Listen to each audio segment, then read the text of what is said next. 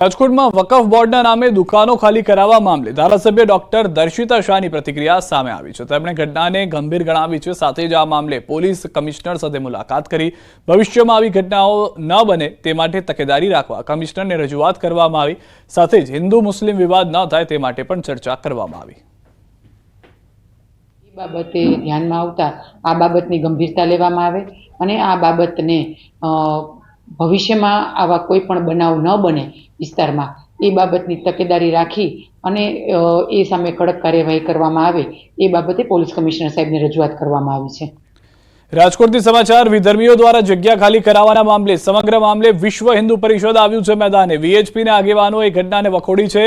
કાયદાકીય પ્રક્રિયા સિવાય જગ્યા ખાલી ન કરાવાય, શાંતિ ડહોળવાનો પ્રયાસ કરનારને છોડશે નહીં। વીએચપી કાયદાકીય કાર્યવાહીમાં જોડાશે તેવી ચીમકી પણ ઉચ્ચારવામાં આવી છે।